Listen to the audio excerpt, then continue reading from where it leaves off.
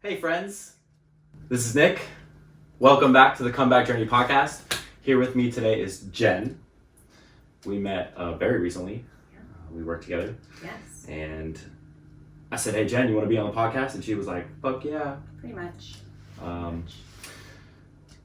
So let's just dive right in. Jen, tell everyone about yourself. Thank you, Nick. Thanks for having me. God, tell everyone about myself. Yeah, everyone, like 100 people on Instagram. There's 100 people on Instagram listening to this? That's amazing. They may or may not listen. They may stop listening after today. God, I mean, where would you like me to start? Okay. Did you grow up in San Diego? I did not grow up in San Diego. I have lived in this beautiful city for about 7 years now. But I was actually born in Oregon and moved to Los Angeles before I could even remember what Oregon looks like. And that is where I grew up. I spent my younger years in LA proper, and then... What is LA proper? LA proper, like the city. Okay. You know, like you think Los Angeles, like, you know, I could still say LA, and, you know, where I spent my teenage years was up in Santa Clarita. It's like northern LA County, the suburban area, you know, just outside of the San Fernando Valley type. Have you heard of the show The Santa Clarita Diet? I love that show. It's so good. It's so good, and it is such a great depiction of Santa Clarita. Is it? Yeah, track homes. It's kind of like the Carlsbad of Los Angeles. Okay. Except you're not on the ocean, you're in the middle of a desert that lights on fire about once a year. And hopefully nobody eats you. Yeah. Haven't run into that there. I mean... My mom told me about that show. She was like, you gotta watch it. It's so good. I know. So good. I mean, the first episode just hooks you when she's like spewing vomit all over the bathroom. And yeah, Drew Barrymore rocks. Yeah. She rocks. I like the Timothy Oliphant, I think is how you pronounce his name. Is that? he's in like the main character of this show called Justified, where he's like a U.S. Marshal. I've heard of this show. I've never watched it. Amazing show. Is it good? Yeah, it's really good. Well, he's super hot, so I totally recommend just He is for that. quite a good-looking fellow. He's a handsome chap for sure. No, but his physical comedy is great. Like his facial expressions and how he uses his body in the show. Like it cracks me up. That's good stuff. Yeah, he's one of my faves. But yeah, so that is where I basically did a lot of my developing as a young adult. The formative years. My formative years. And it was great. It was really wonderful. Very suburban, you know, but they're actually having this huge, like, well, back when I was growing up there, they had a huge meth epidemic, and now they're having a huge heroin epidemic there. Awesome. Which is crazy because, you know, you see, you know, these beautiful neighborhoods, everything's brand new, and, you know, there's a lot of money in that area, and then you have a lot of kids that aren't being supervised. Yeah. Because both of their parents are working to pay their mortgage and, you know, all this other stuff. So it was kind of fascinating to hear from my friends back up there. I'm like, what the hell's going on? I keep hearing these news reports, and it's pretty crazy stuff. So glad I didn't have to go through the heroin, but there was, a lot of interesting things going on growing up. Are you an only child? I am not an only child. I am a middle child. Hey, me too. Yes! High five to the unseen. Yeah, no, I'm the second born, so I'm a second middle, the eldest middle. Okay. I have an older brother and a younger brother, and there's quite a span between most of us. My older brother's a year and a half older than I am. Okay. Not that big of a gap, but my younger brother's 8 years younger than I am. And then my baby sister is 18 years younger than I am. Damn. Yeah, she was quite a surprise to everybody, including my mom, who was like, I didn't even think I could get pregnant anymore. And she is the perfect specimen. Best sibling ever. Whoop, sorry. Don't let any of the other ones hear that. Don't let my siblings hear this podcast, but I think we would all agree she's the best sibling. Yeah, I love growing up with a ton of siblings. I wish I had had more. Yeah.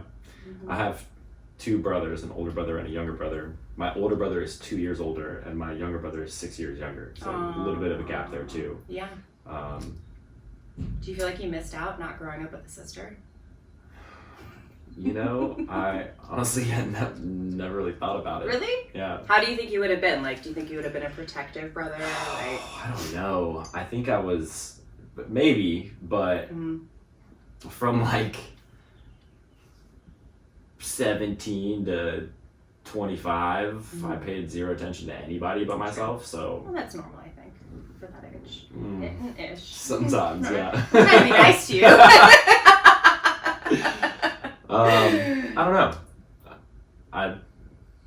There's no way to know. There's no way. Right? Like, I was just talking to somebody the other day about like decision making and like wondering what could happen or like what could be, but like if you make a choice, like you're never going to know the alternative. Sure. So I just try not to worry about the alternative because I'm always curious. I'm just curious because I feel like I don't know if you've ever studied like birth order or any different like family dynamics type things. Like I've dabbled in it right. very minimally, just to know that like the middle child is the best child. Is the best, right. The best, obviously. Especially left-handed middle children. Oh yeah, you're lefty too. Oh, that's right. Yeah. Yes. Fuck yeah. Yes, that's why this podcast is happening right that's now. That's right. No, but I think it's interesting. I don't know, how accurate any of that sort of study is, but I find it interesting to kind of hear about people's different family dynamics, particularly with their siblings and things like that. Yeah. It fascinates me. And, but yeah, I don't know. I grew up with one protective brother and one brother who just wants to go out and party with me and let me do me. And he's the other middle child. That's why he's the best as well. So the older brother's just getting the shaft right now. You know what? Like he paved the way for a lot of things, and he was a big pain in my ass. Like I think he always had the best intentions for me, but just way overprotective. Yeah. Way overprotective. My little brother's the artistic, like, just go with the flow, live and let live. I love that about him. Yeah. So did they, well, obviously, like, you didn't like grow up with your younger siblings a whole lot, but does your older brother still live in LA? No, actually, most of my family doesn't live in LA anymore, and so my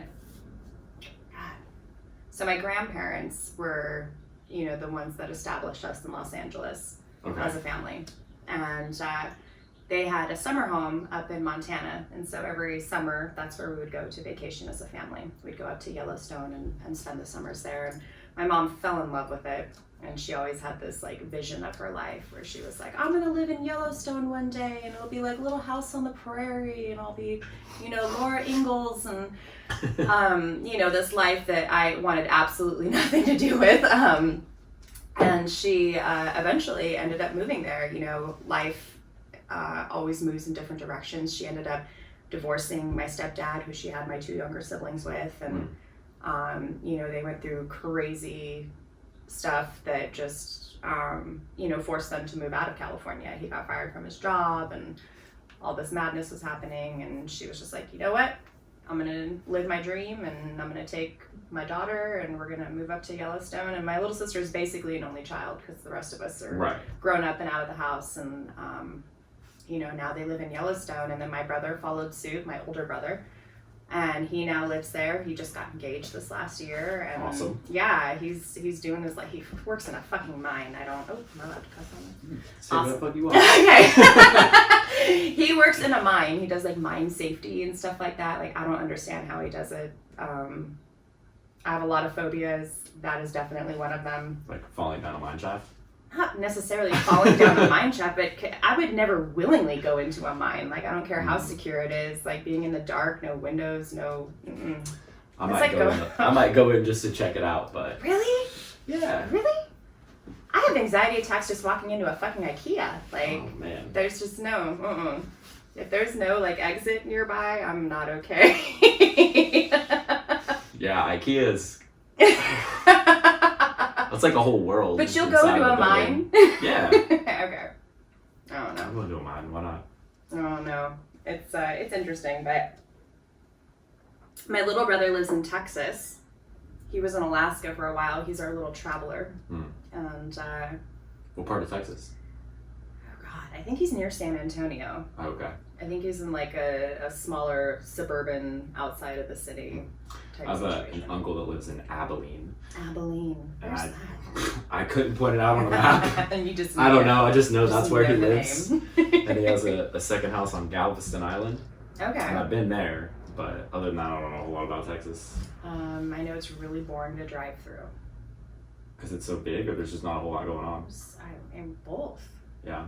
It's big, and there's nothing going on. Although I did stop at an IHOP on my way driving through Texas. I was on my way to Ohio, because I lived there for a while. And we were road tripping through Texas, and the friendliest people I've ever met in my entire life were at that IHOP in Texas. So I would go back maybe for the friendly people. And the pancakes? Oh, the pancakes are always good. Not right now though. Not right now though. I'm on keto. Damn, the struggle. So where else have you traveled? I've been to like half of the states. Oh wow. And Mexico a couple times, and that's it. Okay. My older brother and sister-in-law live in Seattle. Oh, I see. I've never been to Seattle. I just went in October. I hear it's beautiful. Yeah, it was cool. I've been to New York and New Jersey, Georgia, Alabama, Florida. I've never been to Colorado, but it's on my list. Okay. I have a cousin that lives there, and he was like, anytime you want to come, like, you can stay at my house. Yay. I don't know, that's about it. And then as far as Mexico, like, I took a cruise for my grandparents' 50th anniversary. Yes. I was like 10, Yes. so I don't remember it a whole lot, Okay. but we went to Cabo, Mazatlan, and Puerto Vallarta, and that was cool. I pretty much just ordered room service pizza. And, Off the kids' menu. Yeah, like not a whole lot going on, yes. but like give me my cool. pizza. Yeah. They bring it to my room. Yeah. And then I partied in TJ once. Oh, that's brave. Yeah, it was like it was fun, but it was awful at the same time. I got into Mexico at like 6:30 in the morning on a Sunday morning after being up all night. Oh, okay. And my friend at the time, he like went to before we knew we were going to Mexico, we like stopped at a 7-Eleven at like 6 in the morning because we were gonna go home. And he came back out, like, he went to the ATM and pulled out like $500 and was like, handed me half and was like, we're going to Mexico. And I was like, oh shit, okay. Oh no. And this is bad decision right there. Yeah, well, we were like walking, and we had gone to a wedding the night before, so I was wearing a suit. Oh my god. And we were like walking across the border. We got pulled into like secondary because they were like, why the fuck are you coming to Mexico, you know? And my friend, who was super coked out and very drunk, and he was like, we're trying to fucking party, and we can't party in the US, so we're coming to Mexico. And they were like, just like that. And they were like, okay.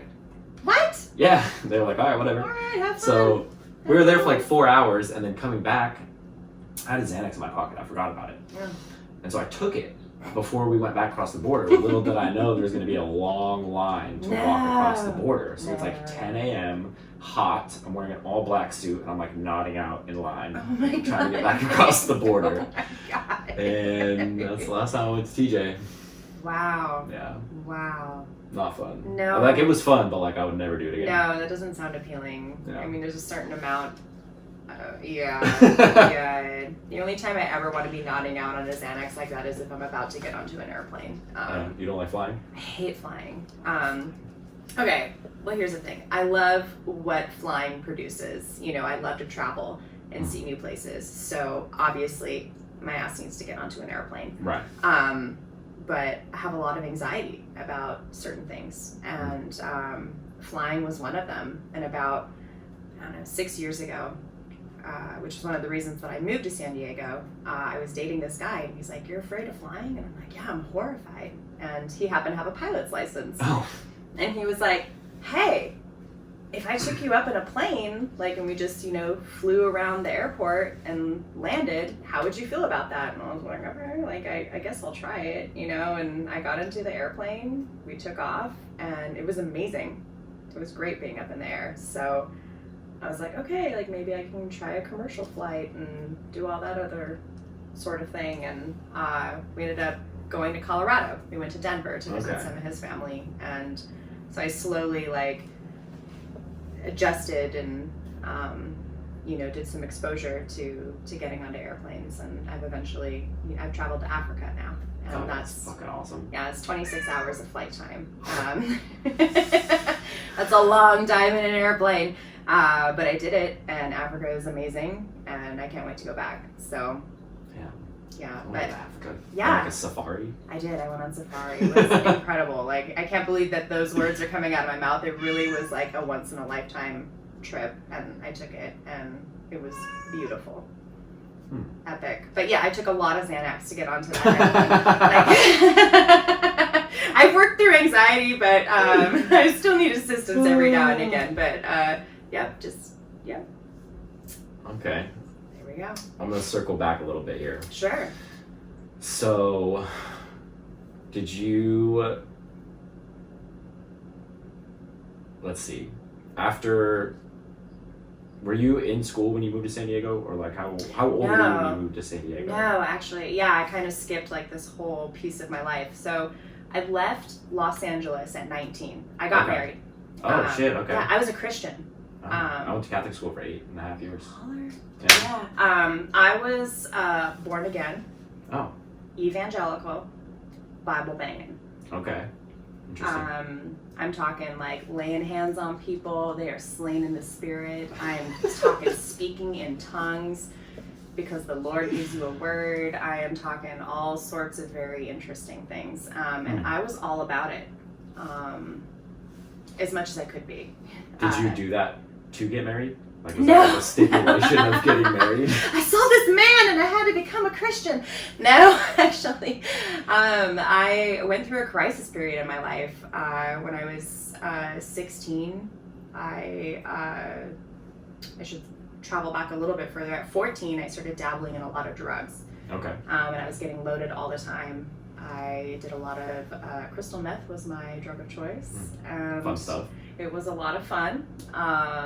And at the very young age of 16, I was like, wait a minute, where is this going? Nowhere I wanted to be. And I was very lucky and fortunate, with the privilege that I have growing up with my family, that I didn't get into any sort of super life-altering consequences for the actions that I made and getting high all the time. But I decided to get sober. And so from 16 to 19, I was still living in Los Angeles, getting my life together. And part of getting sober for me was meeting Jesus. And as I went through sobriety, I found that I developed this crazy level of anxiety about everything. And I remember driving home from a family Thanksgiving one night and just being overwhelmed with this feeling of I can't breathe and I don't know why. And I'm in the third row of the family minivan. I got my two brothers in front of me, my mom and dad up front, and I'm all of a sudden just like sucking in air and hyperventilating. And my heart's racing and I feel like I'm gonna die. And I can't control any of my thoughts, and I'm screaming at the top of my lungs. I'm 16 years old at this point. Like, I've never even heard of a panic attack before. Neither had my family. And we were literally pulled over on the side of the freeway, and I'm like, I'm dying. And my mom's like, are you on drugs again? And I'm just like, no, I swear to God, that would be the first question they ask. It's totally rational. Like, I've lost all trust with my family at this point, and then all of a sudden, I'm trying to get myself together and I'm falling apart. And from that moment on, I have had a life struggling with anxiety and panic disorder and different phobias and things of that nature. And it was very easy for me to get into this church environment where people are like, oh, here's this fatherly figure that can heal you and empower you and do all these wonderful, loving things for you. And I was just like, yep, sign me up. I thought I was gonna die last week, so I'm just like, give me the Kool-Aid. Give me the Kool-Aid. And I tried so hard to Like immerse yourself in it? Yes, and to like, but I'm going to these prayer meetings and people are like pushing me, by my forehead down, and somebody's trying to pull me back so it looks like I'm like receiving the Holy Spirit, and I'm like, this is so not authentic. And then, like, but at that point I was still trying really hard, so I'm like, maybe my faith just isn't big enough, like, right. But then I met this man in the church, and he was like the cool guy. He was the music, he was into like the worship team and stuff like that. And I fell in love with him, and I was like, let's get married. And we did. And then I moved to Ohio. Ohio? Yes. In between LA and San Diego? Yes. I was 19. I got married, and we moved to the great state of Ohio. And I spent a miserable 4 years there. And then we got divorced. Long story short. Long story short. I was a child, and I got married for all the wrong reasons, and I was mentally ill and in the grips of anxiety. I became agoraphobic. When I was living in Ohio, I couldn't leave my house for about 2 years. Damn. Yeah, I was a wreck. I was also unmedicated because in the church they were like, God will heal you. God will heal you. And I'm like, okay, I'm just gonna wait for that motherfucker to come in here and heal me. It never happened, obviously. And I knew I needed to get help, so I called my brother, my big brother, the protective one. The protector. Yes. I actually didn't even call him. I was on Facebook Messenger with him one night, and I was just like, I want to die. I don't want to be here anymore. And he's like, I'll see you in 24 hours. He gets in his truck, drives his big-ass truck across the country, and a little more than 24 hours, but he had a tow hitch on the back, and he's like, put everything you want into your car. We're leaving. And we left. Wow. Yeah. It's pretty epic. That is pretty epic. Yeah, he's a good big brother. Your brother's a savage. He is a savage, right? It was incredible. But yeah, I spent about a year with my family, and then I moved here to San Diego. Back in LA, or had they already gone to Montana? They had already gone to Montana at that point. So I was in Montana. I was in the woods for a year. I was healing. It was awesome. But Nature will do that. Nature is amazing. Mm-hmm. Talk about something to get high on. Yeah. It's incredible. And especially up there in that wilderness, it's peaceful. Yeah. Mm-hmm. Yeah. Have you ever? You didn't mention Montana. No, I've never been to Montana. You gotta What's go. the other one? Wyoming. That's a cool place too, I hear. Well, most of Yellowstone National Park is in Wyoming, which is. Yeah, I've never been to Yellowstone. Everyone says it's awesome. It smells like. I Christmas. believe them. It smells like Christmas. It smells like Christmas there. It does. All the pine Oh, trees everywhere. pine trees. I do like pine trees. Mm-hmm. Quite nice. Yeah. Have I overwhelmed you with all of this, like? No, this is fucking awesome. Okay. Okay, so let's continue because I'm very enthralled with this story.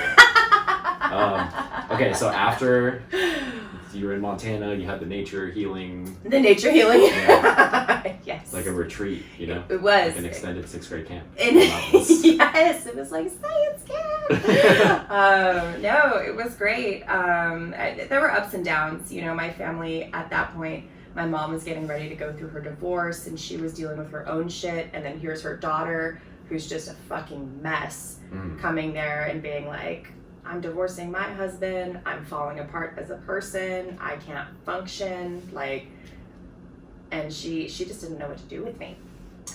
Yeah, that would be tough. It was really hard. It was really difficult, and so they did something that at the time I was like, I will never forgive you for this, but I was literally unable to drive my car because of anxiety. Like, I would have panic attacks anytime I got into my vehicle. I couldn't leave my house unless it was with somebody that I trusted or, was in my safety group of people. And so my parents were just like, we don't know what to do with you. There's no specialized clinics here that deal with your situation or whatever. And I was like, okay. So they put me in a, basically a homeless shelter. Oh shit. For people with serious and persistent mental illnesses. So for about 9 months, I lived in the middle of Wyoming in this tiny town called Douglas. Shout out to Douglas. I think the town literally has a population of like 830 people. It's a tiny, tiny Jesus. town. And too small for even a Walmart. And I lived in a house with like 7 or 8 other people who had anything ranging from, bipolar disorder to anxiety to schizophrenia. It was really interesting. And I became fascinated with mental illness. Sounds so terrible. That sounds awful. I think I just became fascinated with this idea of having compassion for people who are broken. Yeah. And I think at that moment, I'd lost my husband, I'd lost my religion, and I was a mess. And then here's these people who are loving on me in ways that I'd never experienced in the church, that I didn't experience with my ex-husband. And they're like what society would call like the outcasts. Yeah, the outcasts. Yeah, the black sheeps and the the sufferers, the people who struggle. And I fell in love with it, and received a lot of help there, but I needed more help. I needed more advanced help, and that's how I got to San Diego. Luckily, I was 24 at the time that this happened, and I think my parents' insurance would cover me until I was 26. Mm-hmm. And there's this great treatment center up in Del Mar, and they're like, oh yeah, we'll get your insurance to pay like out of network, and you can come here and we'll give you the help that you need. And I went and stayed 2 months there. It was inpatient, and it was incredible, absolutely incredible, the level of care that was there.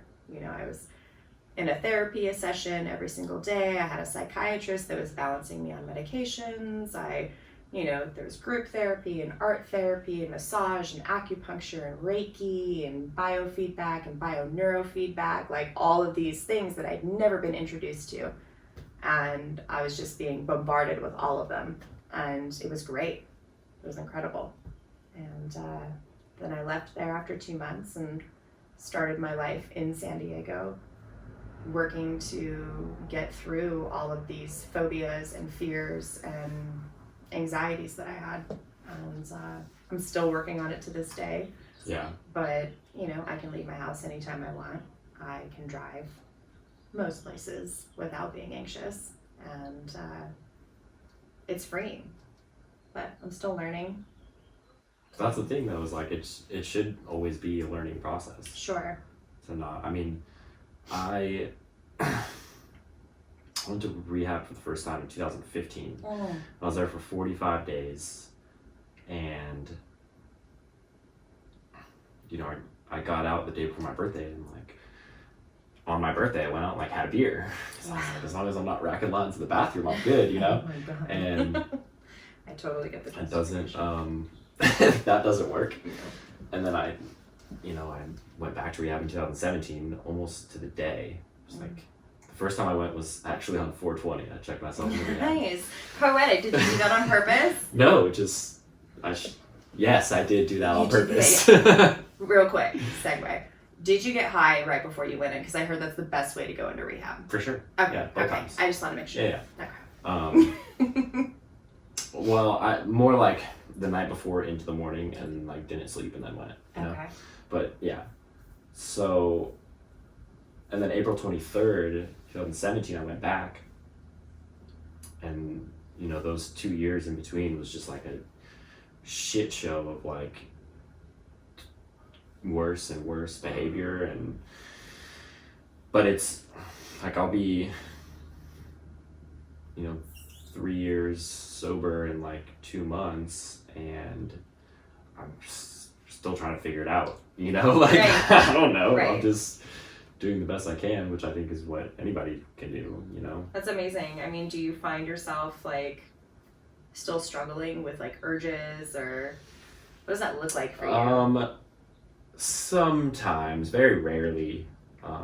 I still occasionally will have like super vivid dreams where I'll wake up thinking that I was like doing drugs, and like I wake up and I'm like, thinking it was real, you know. Shit, I gotta like, tell my friends and family. God, like no. So that like I'll like wake up and like my anxiety will be off the charts, you know. But as far as like urges, and it's not. It was like a process of separating myself from all people, places, and things that were going to negatively influence me. So like I changed my phone number, I blocked a shit ton of people on social media. I had some friends that, you know, didn't respond well to that, and they were like, oh, fucking Nick thinks he's better than us now, blah blah blah. And like 3 years later they're still doing the same shit that they were doing at the time, you know. So like I made the right decision. And it doesn't, like, it's nothing negative about them, except for the fact that they were talking shit about me behind my back to everybody else. But like they could do whatever the fuck they want. Like I'm not gonna like tell them how to live their life, but like I'm not gonna allow them to tell me how to live my life. So I just had to separate myself. And that's such a hard process. I remember doing something very similar. You know, as I told you when I got sober at 16. Cat, come up here. Sorry. We got a cat meowing. We got a cat on the podcast. The death stare. Pet me. Pet me now.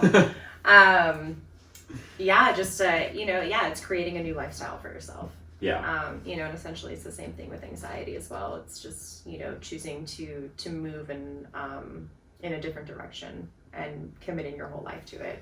But that's amazing. 3 years. Almost. What? Like 34 months. That's amazing. Almost 34 months. Good for you. Long time. It feels like a long time. Other times it doesn't feel like it's very long at all. Right. But. Well, I mean, if you think about it, like in reverse, like if you were still getting loaded, you know, for the last 3 years, I mean, would you even still be here? Like. I don't know. Right before I went to rehab, like when I decided to go to rehab in 2017. I went for a couple reasons. One of those was I was about to be 26 and kicked off my mom's health insurance. So I'm going to do it. I need to do it now.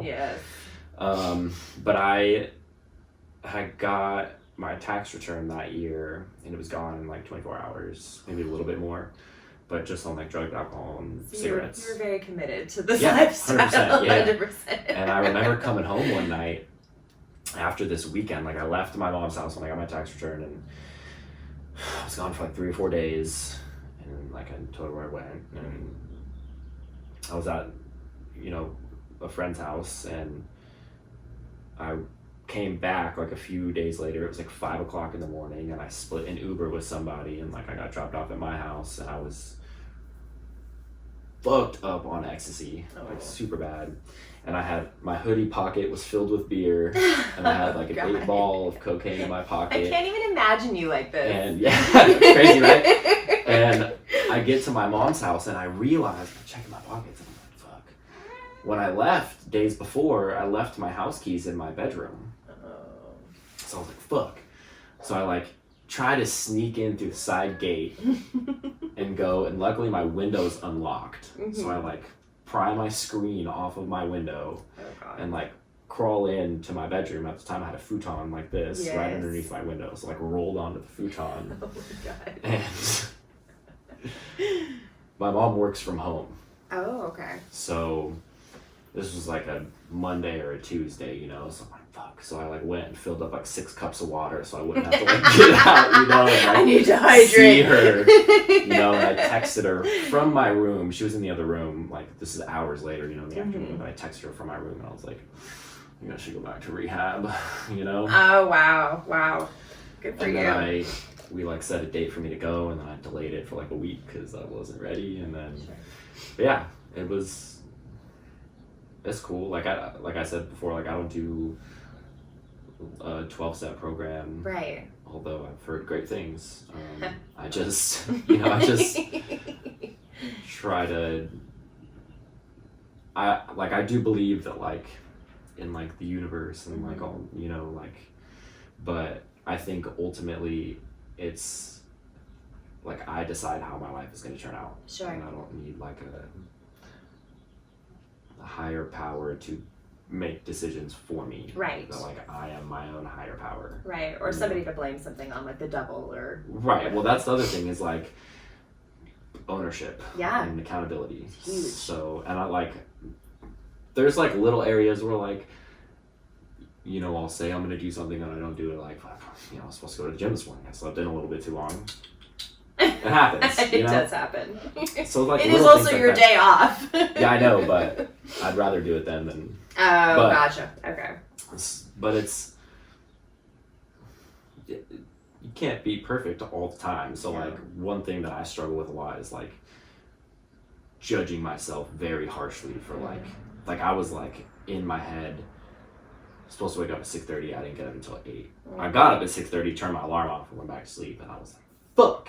Well, there goes the day. You know, and it was only an hour and a half. Wow. Yeah. So I'm like, that's really severe. Yeah. So yeah. So I just gotta like mellow out. But also, it'd be great if I could just do what I say I'm gonna do. Yes. You know, that's the thing is like trying to do it when nobody's looking. Oh God. So. I feel like most people struggle with that. That's a super common thing. Yeah, I think so. And I mean, even I'm the same way. That's been actually, I don't want to say resolution because I hate that idea, but that was last year's idea for me. You know, like I wanted to start the year with being just a more, you know, accountable person. Yeah. Like if I say I'm going to be somewhere, be there, whether you want to be there or not. You know, which is also really hard to do when you struggle with a lot of anxieties. I'm sure. You know, because it's like, yes, I'm going to go to that, you know, I'm going to go to that concert with you. And then I'm like, well, fuck, like, I don't really feel like being around, you know, 300 people screaming right now. You know, like, I'm really like, I'm in my head right now. I'm not feeling it, you know, but just, you know, pushing forward no matter what. Mm-hmm. And I think that just grows people in such an immense way. Yeah. Because you learn how to pushing those boundaries a little bit at a time. You're constantly having to push boundaries. Mm-hmm. And I think it's a really great and beautiful thing. But yeah, I still struggle. I was supposed to go to the gym 5 times last week. You know, but it also, you know, teaches you to have like grace and compassion for yourself too. Like, oh, okay, yeah, I slept in a little bit this morning, but you know, maybe that's what my body needed. Yeah. Maybe I needed to recharge a little bit in that way. Yeah, I worked like 13 hours yesterday, so. I saw that on the schedule. I was like, what the? Yeah. Why? I like money. Well, yeah. Okay, so like Don't we all? prior to, because you've only worked there like 2 weeks, right? 2 weeks. So like I worked 2 full-time jobs for like 2 years, like 6 a.m. to like 11:30 at night, and like 5 days a week, every week, and so like a couple 12-hour days a week doesn't faze me at all. Sure. But it's like now I have all this free time when I work like, you know, almost 60 hours a week, but I have so much more time. Right. And I find myself like, I could just be lazy. I haven't been lazy in a long time, you know? So it's like hard to get out of that negative thought pattern. Yeah. You know, so. That's so rough. I'm like in that boat right now. Like literally so I not only did I start working there 2 weeks ago, but I moved to this area, to La Mesa, 2 weeks ago as well. And I was living in University Heights prior to that, and my rent was insane, and I had to work 2 jobs. And I was working so many hours every week, and I was just like, I'm dying. Like, I need a fucking day off. Yeah. You know, and then I moved here. My rent is literally half. No, it's a quarter of what I was paying there, and which is ridiculous. And, you know, I'm also making a little more money serving over here than I was back at my other job. But I'm on 3 days a week, and then I have the rest of the week off. Now, I am going to school full time. Oh, shit, okay. But I'm all online this semester, so I don't ever have to go to campus. And I'm like, I have all this time on my hands. Like, this is so ridiculous. And I find myself just getting really lazy. Yeah. I'm like, no.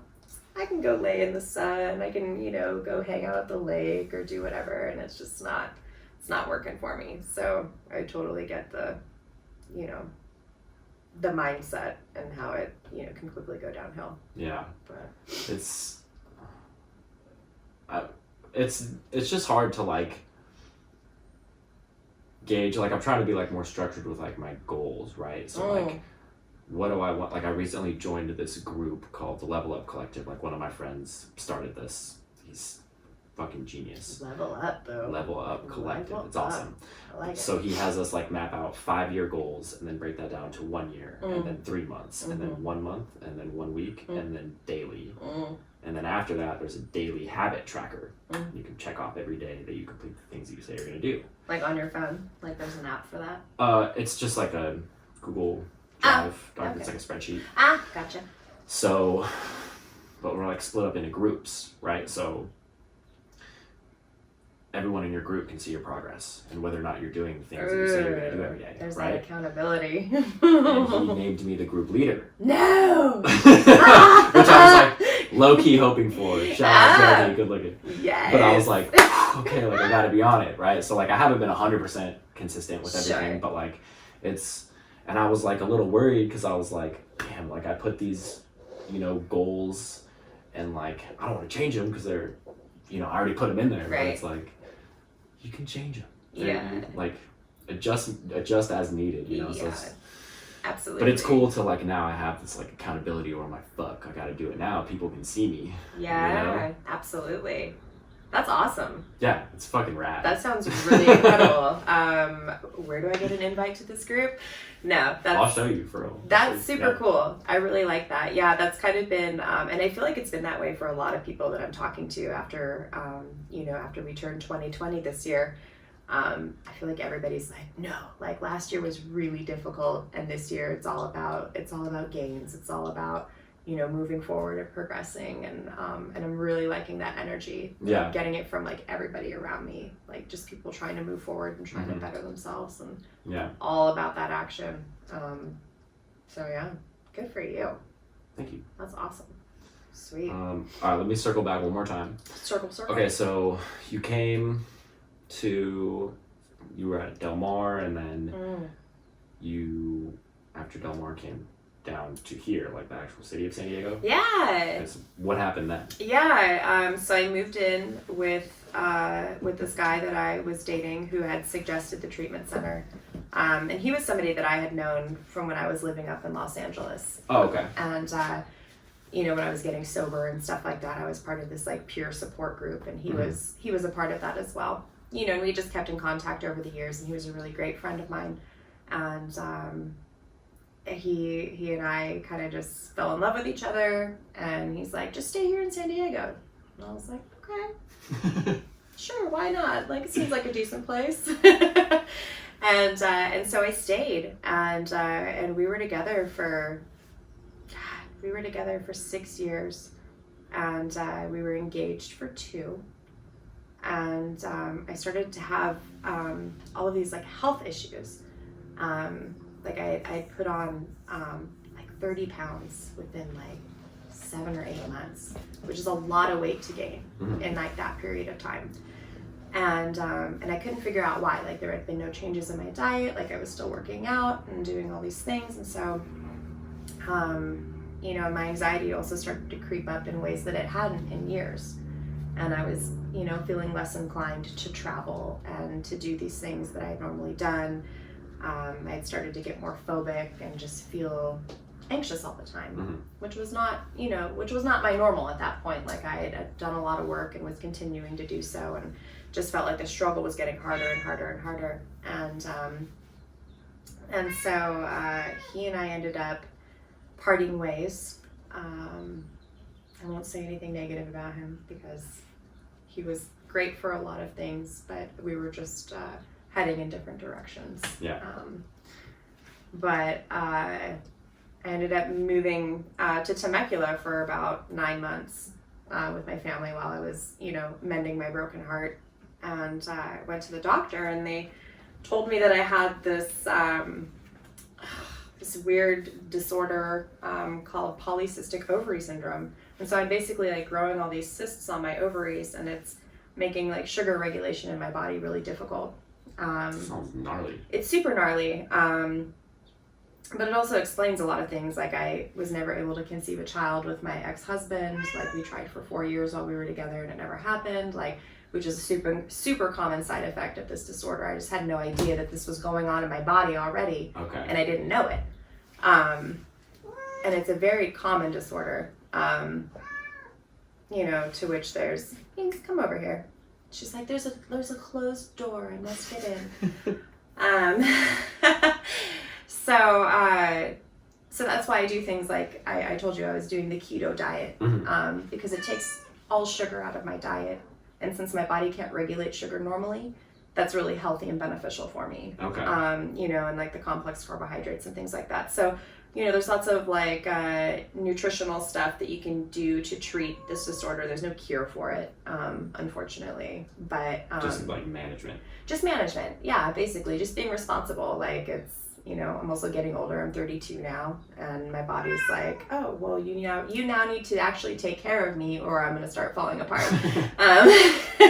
So that's what I've been doing, and then I decided after, so I'd gotten that diagnosis, and I had learned how to manage it, and slowly my, a lot of my anxiety symptoms went away.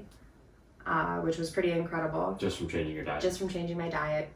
Food, people, it's medicine. It is totes medicine. People think it's fucking woo-woo, but like what you eat is like, it's fucking real. And I thought it was too. I was like, oh my God, no, that's like natural, like, hippie shit. I'm not about it. I'm not about anything.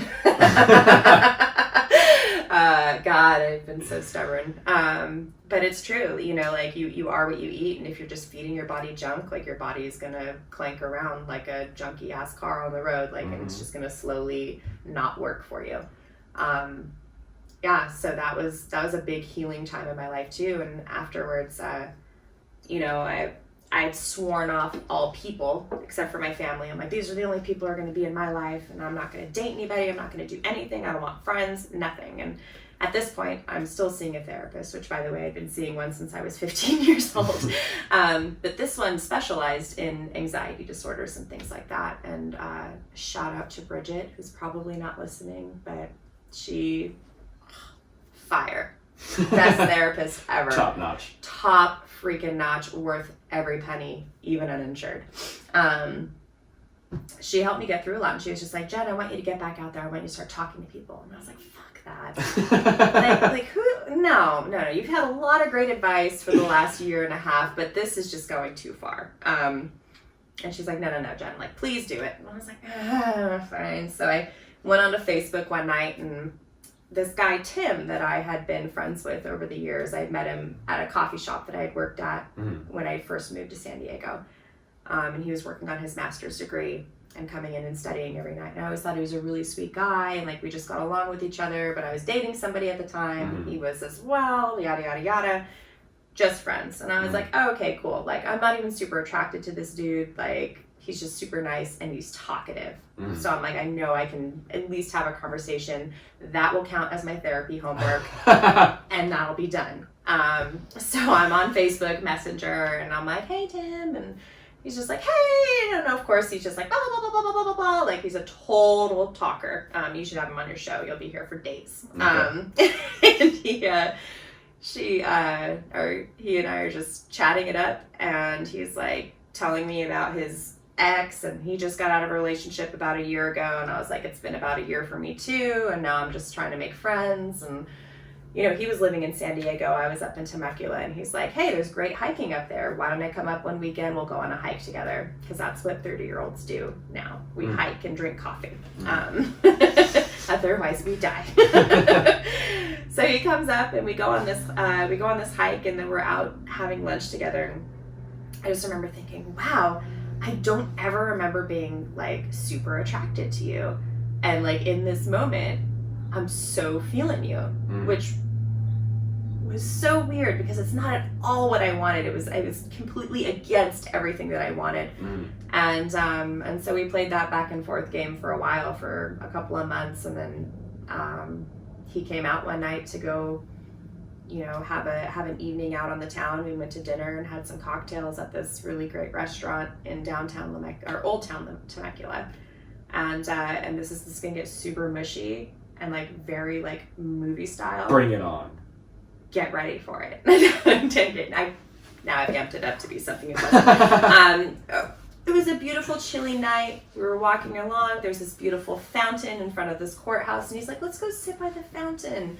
You know, and all these lights and twinklies in the trees and everything like that. And then he just kissed me. And it was so magical. It's like The Notebook. It was very similar, except it wasn't raining and we weren't on a dock. Close enough. It was amazing. It was an epic kiss. So epic. And we've been together ever since. And That's I awesome. was like, I need to move down to San Diego. There's nothing up in Temecula for me anyway. It was just a great place to recharge and figure out what I wanted to do. And, you know, through therapy and all that other stuff, I was like, you know what? I want to go back to school. And my therapist is like, great. I'm glad you finally came to that conclusion, Jen. I've been waiting for like the last 6 or 7 months. Just planting seeds. Right? You know, because doing her job well, she's not going to tell me what to do with my life, but she's just going to listen and, you know, acknowledge, observe, and you know, hopefully help lead me to it. And she's like, what do you want to study? I'm like, I want to study people and I want to help people. So I'm like, I'm going to be a psychologist. And she's like, it's about damn time. Fuck yeah. Yes. And I was like, that is so gratifying. Like, you know, because it was my major when I first got into college. And then I fell apart. And I was like, there's no way I can do this. I can't make it to class every day. I can't put the effort in. I can't do what I want to do. Yeah. And I spent so many years running around avoiding all of that. And then just to come back to that place again. And be like, you know what? This is what I want. And I'm ready to go for it. And I'm ready to use the tools that I've learned from the past 15 years to make it happen. And that's what I'm doing now. That's awesome. Yeah. So I moved to San Diego. I enrolled in Mesa College. And now I'm going to school, working on my AA. I'm at the very beginning. I'm like the oldest person in most of my classes. And I'm learning to be okay with that.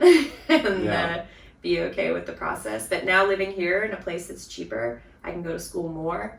You know, work less, like focus more on what you actually want to do. Exactly. Rather than like, fuck, I got all this rent money and bills and. Exactly. Yeah. So that's my life now. I'm a psych major and I want to help people. I feel like you'd be great at that. What?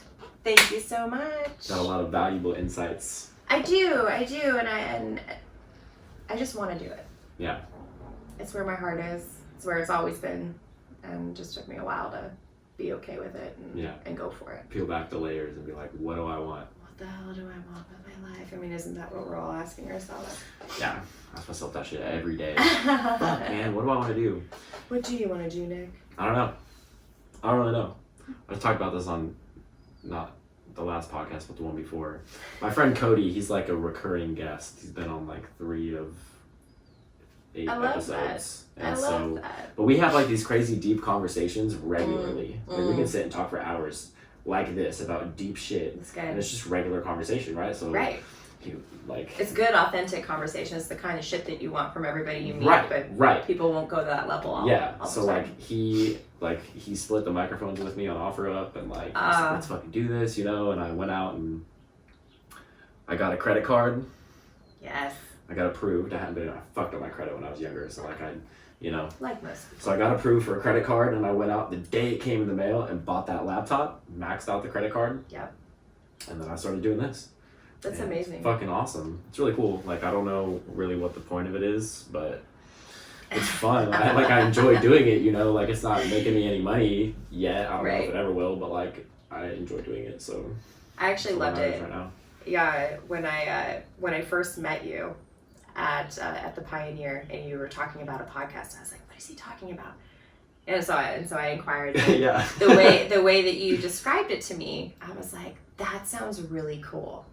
Like, which is why I agreed to do this. I was like, should I? Like, I don't know. Like, but like you had almost made it sound like you want to interview people because first of all, I'm a firm believer that everybody's got something. For sure. Going on. Yeah. And if you don't, you're trying to sell me something, and I probably don't want to be around you anyway. And I was like, wow, like he really just wants to like have like intimate interviews with people. And I think that that's valuable, and I think that that's really awesome. Yeah. And I hope that that's like the direction that it kind of goes in. That's pretty. I mean, I just want, like, I feel like like on the first episode of this podcast, I just like literally set up my phone and like talked and, you know, I can't remember if I had the microphones yet or not, but I just talked into the camera and like told some shit about my life, you know, and love that. I was like, damn, okay. And then the majority of people, like,